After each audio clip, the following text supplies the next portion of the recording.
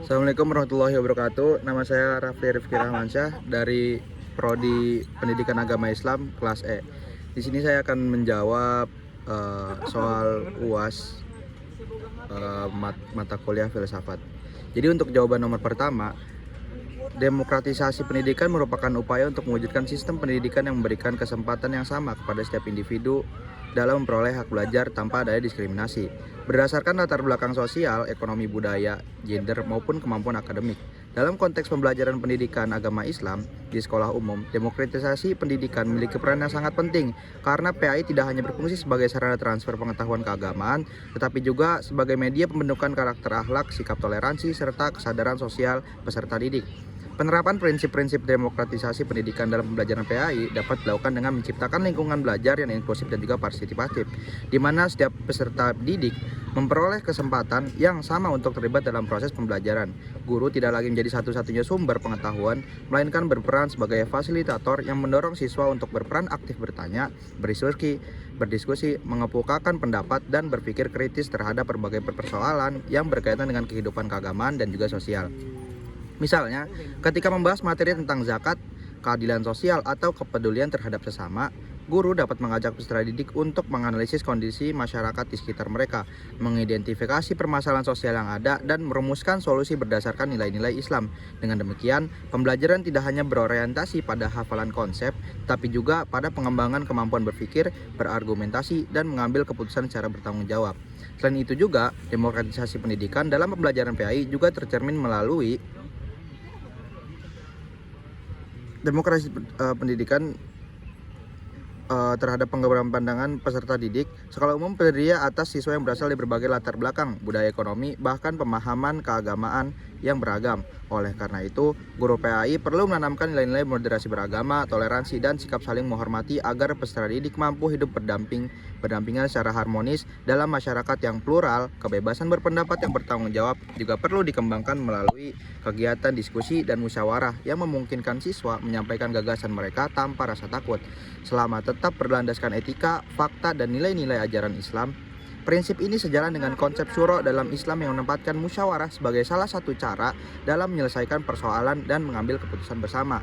Di samping itu juga, pembelajaran yang berpusat pada peserta didik menjadi salah satu bentuk nyata demokratisasi pendidikan, karena guru berusaha memahami kebutuhan, minat, potensi, dan juga karakteristik masing-masing siswa sehingga proses pembelajaran dapat berlangsung secara lebih efektif dan juga bermakna. Namun, penerapan demokratisasi pendidikan dalam pembelajaran PAI di era digital saat ini menghadapi berbagai tantangan yang cukup kompleks. Salah satu tantangan terbesar adalah mudahnya akses terhadap berbagai informasi keagamaan melalui internet dan juga media sosial yang tidak semuanya dapat dipertanggungjawabkan kebenarannya. Banyak peserta didik memperoleh pengetahuan agama dari platform digital tanpa kemampuan yang memadai untuk memverifikasi sumber dan isi dari informasi tersebut. Kondisi ini juga berpotensi menimbulkan kesalahpahaman dalam memahami ajaran Islam, bahkan dapat mengaruhi cara pandang siswa terhadap isu-isu keagamaan dan juga sosial. Selain itu, kesenjangan akses teknologi juga bisa menjadi masalah yang cukup serius. Tidak semua peserta didik memiliki perangkat digital dan juga internet yang memadai sehingga prinsip kesetaraan dalam mempengaruhi kesempatan belajar belum sepenuhnya terwujud. Siswa yang memiliki akses teknologi yang baik cenderung memperoleh lebih banyak sumber belajar dibandingkan mereka yang memiliki keterbatasan fasilitas.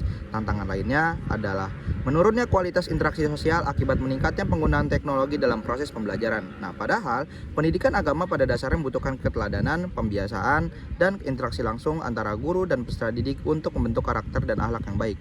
Ketergantungan yang berlebihan pada media digital dapat memengaruhi efektivitas proses internalisasi nilai-nilai keagamaan yang dimana seharusnya ditanamkan melalui contoh nyata dalam kehidupan sehari-hari.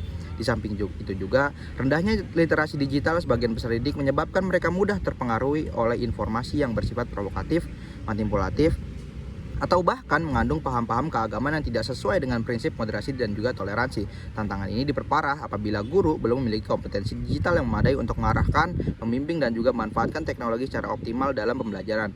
Nah, oleh karena itu, keberhasilan penerapan demokratisasi pendidikan dalam pembelajaran PAI di era digital memerlukan berbagai macam upaya, seperti peningkatan literasi digital peserta didik, penguatan kompetensi guru dalam pemanfaatan teknologi pendidikan, pengembangan metode pembelajaran yang interaktif dan partisipatif, serta penanaman nilai-nilai moderasi beragama yang kuat. Nah, dengan langkah-langkah tersebut, teknologi tidak hanya menjadi sarana penyampaian informasi, tapi juga dapat dimanfaatkan untuk mendukung terciptanya pembelajaran PAI yang demokratis, inklusif, kritis, dan berorientasi pada pembentukan karakter peserta didik. Dengan demikian, demokratisasi pendidikan dalam pembelajaran PAI dapat menjadi instrumen penting untuk mewujudkan keadilan, kesetaraan, dan juga kualitas pendidikan yang relevan dengan tuntutan masyarakat modern tanpa meninggalkan nilai-nilai ajaran Islam. Nah, untuk jawaban nomor kedua, menurut Ibnu Khaldun, pendidikan merupakan proses pembentukan manusia yang dilakukan secara bertahap atau tadarruj sesuai dengan tingkat perkembangan akal, kemampuan berpikir, dan kesiapan peserta didik. Ia menolak metode pembelajaran yang terlalu maksa, menghafal secara berlebihan, atau memberikan materi yang melampaui kemampuan siswa. Selain itu, pengembangan akal, Ibnu Khaldun juga menekankan pentingnya adab sebagai tujuan utama pendidikan, karena ilmu yang tidak disertai adab dapat kehilangan nilai dan juga manfaatnya dalam kehidupan. Sementara itu, kurikulum Merdeka menekankan pembelajaran yang berpusat pada peserta didik, pengembangan kompetensi, penguatan karakter melalui profil pelajar Pancasila, pembentukan yang kontekstual, serta pemberian ruang bagi siswa untuk mengembangkan potensi sesuai minat dan bakatnya. Jika kedua konsep tersebut disintesiskan, maka pembelajaran pendidikan agama Islam PAI dapat dirancang sebagai proses pengembangan pengetahuan, keterampilan, dan karakter secara bertahap dengan tetap memperhatikan tingkat perkembangan peserta didik serta menempatkan adab sebagai fondasi utama dalam setiap kegiatan belajar. Dalam konteks pembelajaran PAI di tingkat sekolah menengah pertama, sintesis pemikiran Ibnu Khaldun dan kurikulum Merdeka dapat diwujudkan melalui pembelajaran dimulai dari pengalaman konkret menuju hal yang lebih abstrak.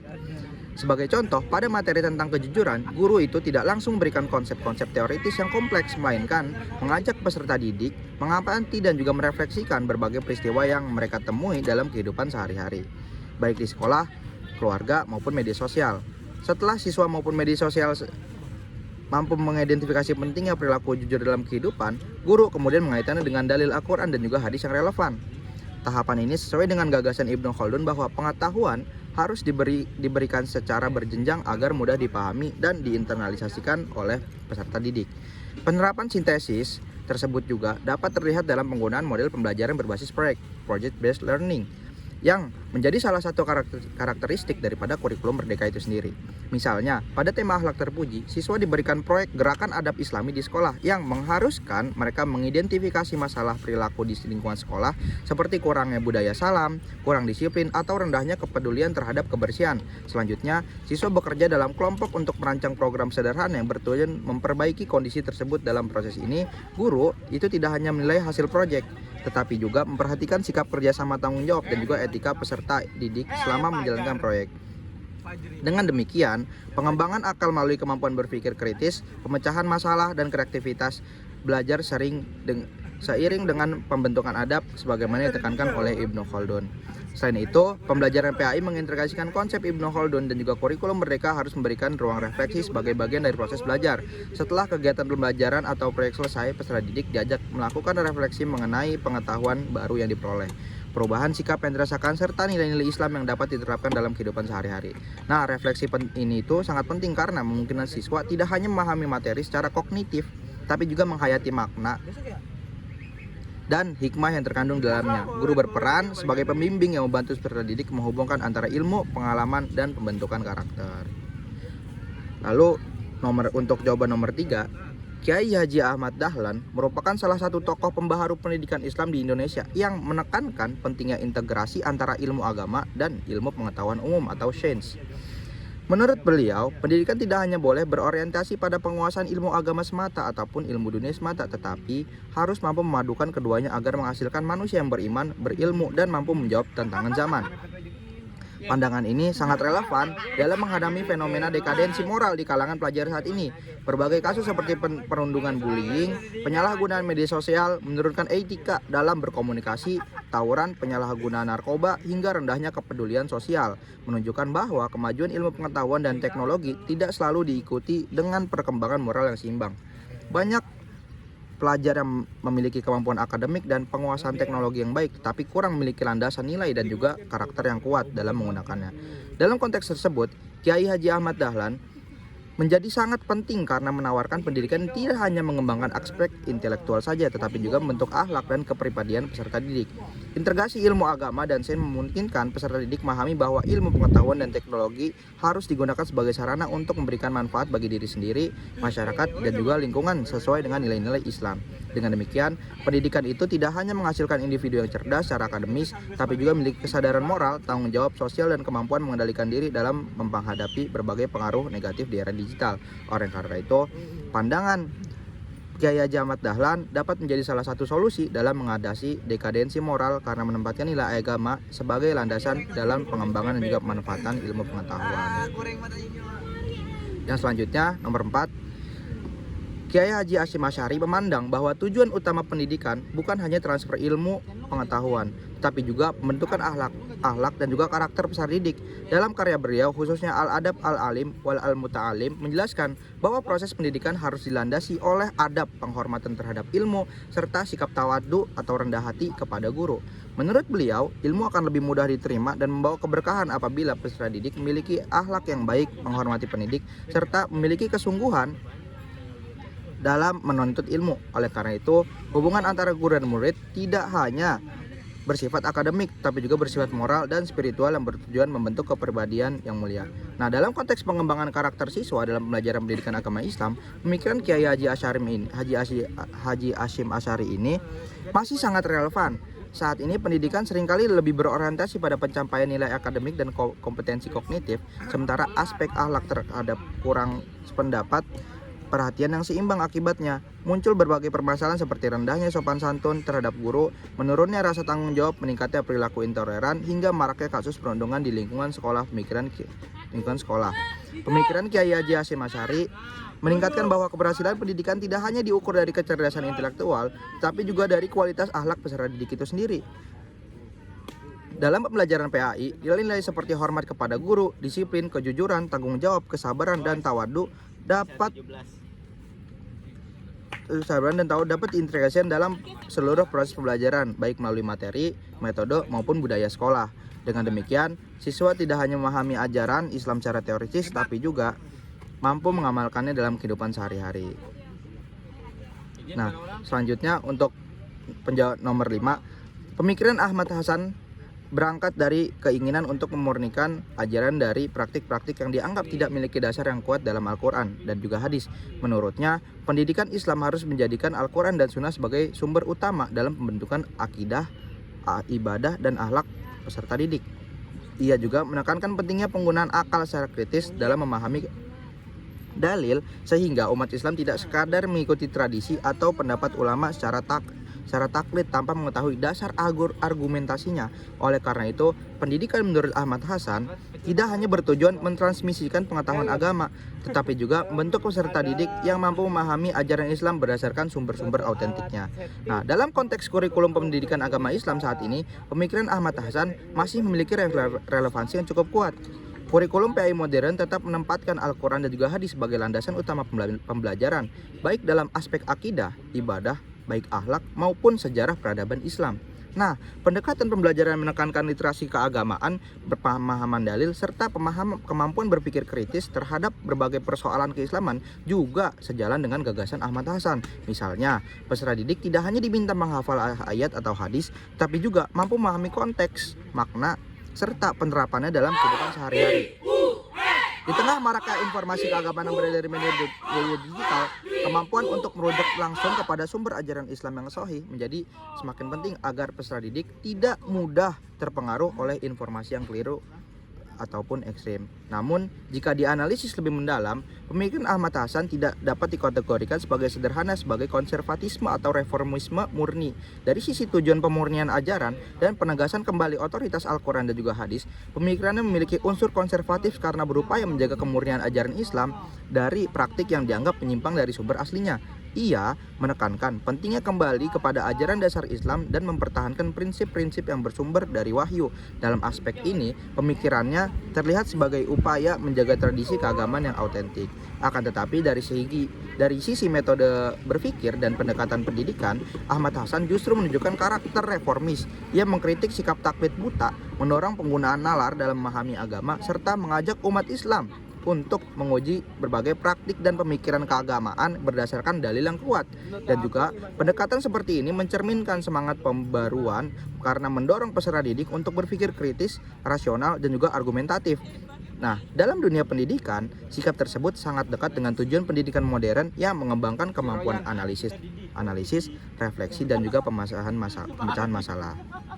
Nah, untuk jawaban nomor 6, ontologi, epistemologi, dan juga aksiologi adalah merupakan 3 pilar utama dalam filsafat pendidikan Islam yang saling berkaitan dan tidak dapat dipisahkan antara satu dan juga dengan yang lainnya. Ontologi membahas hakikat realitas manusia, ilmu, dan juga tujuan hidup menurut pandangan Islam.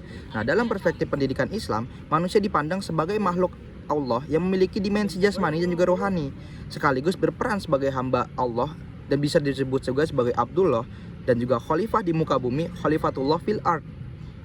Oleh karena itu, pendidikan Islam tidak hanya bertujuan mengembangkan kemampuan intelektual, tapi juga membentuk keimanan, ketakwaan, akhlak mulia, dan juga tanggung jawab sosial peserta didik. Begitupun ontologi. Pertanyaan tentang apa yang menjadi hakikat manusia yang dididik, apa hakikat ilmu yang dipelajari, dan tujuan apa pendidikan itu diselenggarakan. Sementara itu, epistemologi itu membahas sumber, metode, dan juga cara memperoleh ilmu pengetahuan dalam filsafat pendidikan Islam.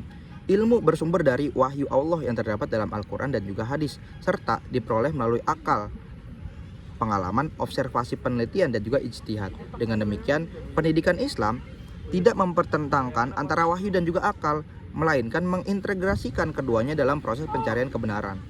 Epistemologi memberikan landasan mengenai bagaimana ilmu diajarkan, dikembangkan, dan diverifikasi dalam proses pendidikan.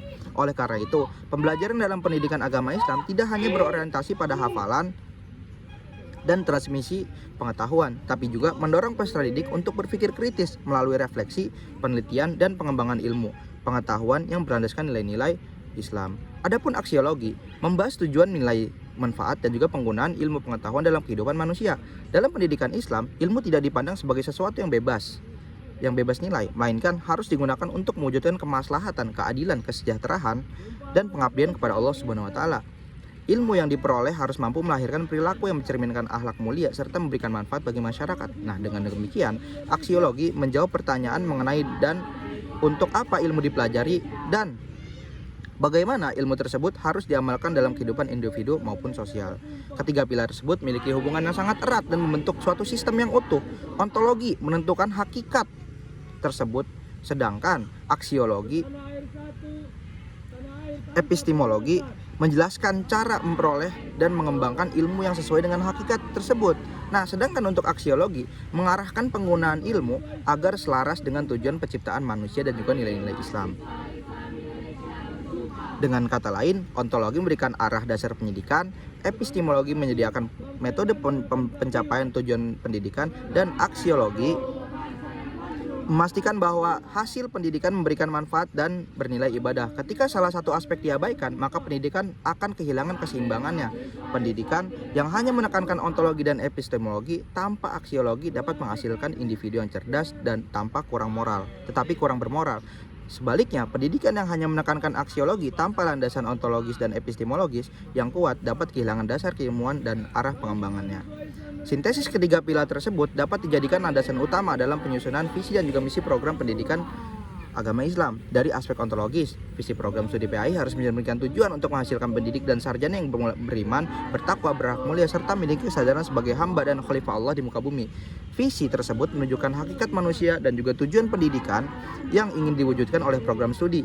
Nah, dari aspek epistemologis, visi dan misi harus menegaskan komitmen terhadap pengembangan ilmu pendidikan agama Islam yang berbasis Al-Quran dan juga hadis, terbuka terhadap perkembangan ilmu pengetahuan dan teknologi, serta mendorong penelitian, inovasi, dan pemikiran kritis dalam bidang pendidikan Islam. Hal ini menunjukkan bahwa ilmu diperoleh, dikembangkan, dan disebarluaskan. Sementara itu, dari aspek aksiologis, visi dan misi harus mengarahkan seluruh aktivitas akademik pada pembentukan lulusan yang mampu mengimplementasikan ilmunya untuk kemaslahatan umat, pembangunan masyarakat, penguatan nilai-nilai moderasi beragama, serta penyelesaian berbagai persoalan pendidikan dan juga sosial secara bijaksana. Sebagai contoh, visi program studi PAI dapat dirumuskan sebagai dirumuskan sebagai menjadi program studi pendidikan agama Islam yang unggul dalam pengembangan ilmu pendidikan Islam berbasis nilai-nilai Al-Quran dan Sunnah, berorientasi pada pembentukan pendidikan profesional, berakhlak mulia, inovatif, dan juga berkontribusi bagi kemajuan masyarakat. Nah, selanjutnya, misi program studi dapat mencakup penyelenggaraan pendidikan yang integratif antara ilmu keislaman dan ilmu pendidikan, pengembangan penelitian yang relevan dengan kebutuhan masyarakat, pengabdian kepada masyarakat yang berlandaskan nilai-nilai Islam, serta pembinaan karakter dan profesionalisme mahasiswa. Dengan demikian, visi dan juga misi tersebut tidak hanya bermiliki dasar filosofis yang kuat, tapi juga mampu menjadi pedoman dalam pengembangan kurikulum, proses pembelajaran, penelitian, dan pengabdian kepada masyarakat, yang pada akhirnya integrasi ontologi, epistemologi, dan aksiologi akan menghasilkan program studi pendidikan agama Islam yang tidak hanya unggul secara akademik, tetapi juga mampu melahirkan lulusan yang berilmu, berkarakter, dan memberikan manfaat nyata bagi kehidupan umat dan juga bangsa. Nah, selanjutnya untuk jawaban nomor 7, Syekh Muhammad Naqib Al-Athos memandang bahwa tujuan utama pendidikan Islam bukan sekedar taklim atau transfer ilmu atau tarbiyah pengembangan potensi saja, melainkan takdib, yaitu proses penanaman adab yang menghasilkan manusia yang mengenal dan juga menempatkan segala sesuatu pada tempat yang semestinya sesuai dengan kehendak Allah Subhanahu wa taala. Nah, menurut Al-Athos, krisis terbesar yang dihadapi umat Islam bukanlah kurangnya ilmu pengetahuan, melainkan hilangnya adab. Seseorang mungkin memiliki pengetahuan yang luas, tetapi apabila tidak memiliki adab, maka ilmu tersebut dapat disalahgunakan dan tidak membawa manfaat bagi dirinya maupun masyarakat. Oleh karena itu, pendidikan harus diarahkan pada pembentukan manusia yang berilmu, beriman, berakhlak mulia, dan mampu bertanggung jawab terhadap ilmu yang dimilikinya. Nah, jika kita bandingkan dengan tujuan pendidikan nasional,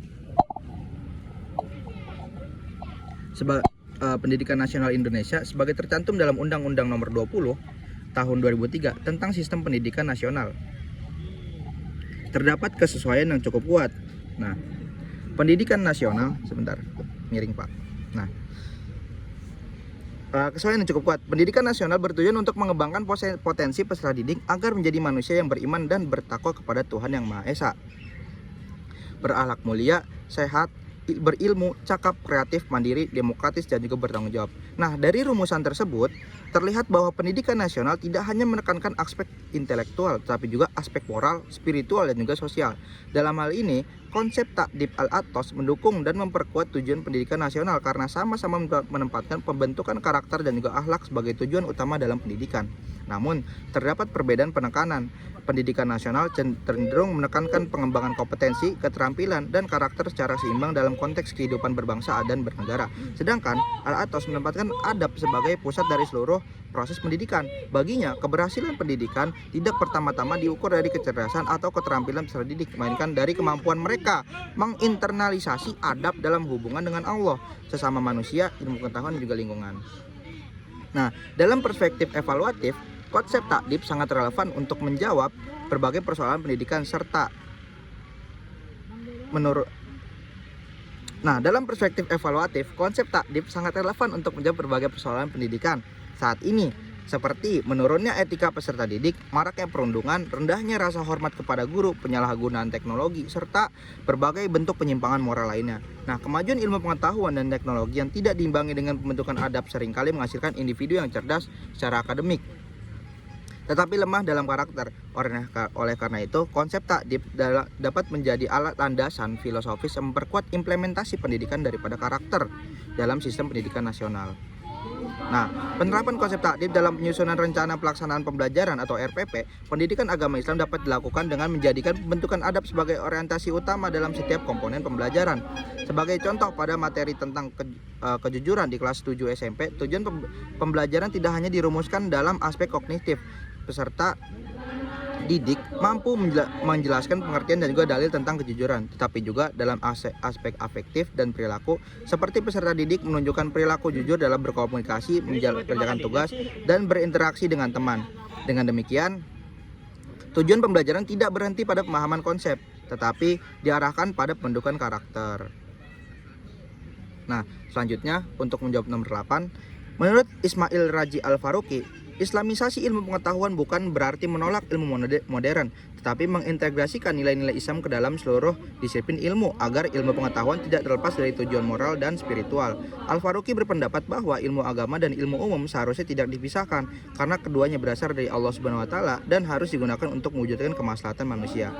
Dalam pendidikan, gagasan ini dapat diwujudkan melalui pembelajaran interdisipliner yang menghubungkan materi pendidikan agama Islam dengan ilmu-ilmu sosial seperti sosiologi, ekonomi, politik, dan budaya.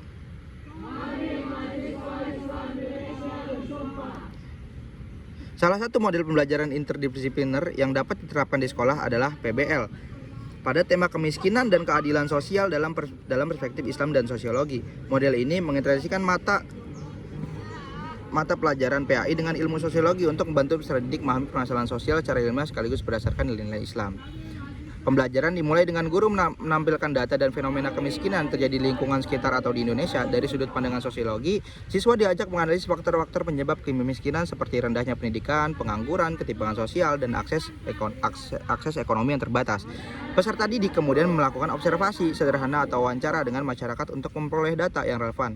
Pada tahap ini, siswa menggunakan pendekatan ilmiah berupa pengumpulan data, analisis fakta, dan penarikan kesimpulan sebagaimana dipelajari dalam ilmu sosial. Nah, selanjutnya guru PAI mengaitkan hasil analisis tersebut dengan ajaran Islam mengenai keadilan sosial, zakat, infak, sedekah, wakaf, dan tanggung jawab sosial umat Islam. Peserta didik mempelajari ayat-ayat Al-Quran dan hadis yang membahas kepedulian terhadap kaum du'afa, larangan menumpuk kekayaan secara berlebihan, serta pentingnya distribusi kesejahteraan dalam masyarakat. Dengan demikian, siswa tidak hanya memahami kemiskinan sebagai fenomena sosial, tapi juga sebagai persoalan moral dan keagamaan yang harus direspon secara aktif. Sebagai proyek akhir, peserta didik bekerja dalam kelompok untuk merancang program sederhana, misalnya kampanye sedekah, sekolah, program bantuan alat tulis bagi siswa kurang mampu, atau gerakan berbagi sembako untuk masyarakat sekitar. Mereka kemudian mengimpresentasikan hasil kajian sosiologis dan landasan keislaman yang mendukung program tersebut. Guru menilai tidak hanya kemampuan akademik siswa dalam menganalisis masalah sosial, tapi juga sikap empati, kerjasama, tanggung jawab, dan kepedulian sosial yang muncul selama melaksanakan proyek. Nah, model pembelajaran ini mencerminkan gagasan Islamisasi ilmu pengetahuan Al-Faruqi karena terjadi integrasi antara ilmu sosial dan nilai-nilai Islam dalam memahami realitas kehidupan. Sosiologi digunakan untuk menjelaskan bagaimana masalah sosial terjadi, sedangkan pendidikan agama Islam memberikan landasan etis dan spiritual mengenai bagaimana masalah tersebut seharusnya disikapi. Dengan pendekatan ini, peserta didik tidak melihat ilmu agama dan ilmu sosial sebagai dua bidang yang terpisah, melainkan sebagai dua perspektif yang saling melengkapi dalam memahami dan menyelesaikan persoalan masyarakat. Melalui model pembelajaran tersebut, tujuan pendidikan tidak hanya menghasilkan siswa yang memahami konsep-konsep keagamaan yang sosial secara teoritis, tapi juga mampu menerapkan ilmu yang dimilikinya untuk menciptakan perubahan positif di lingkungan sekitar. Inilah esensi pemikiran Al-Faruqi, yaitu membangun generasi yang memiliki kompetensi akademik sekaligus kesadaran moral dan bertanggung jawab sosial berdasarkan nilai-nilai Islam. Mungkin cukup sekian dari saya, kurang lebihnya maaf. Wassalamualaikum warahmatullahi wabarakatuh.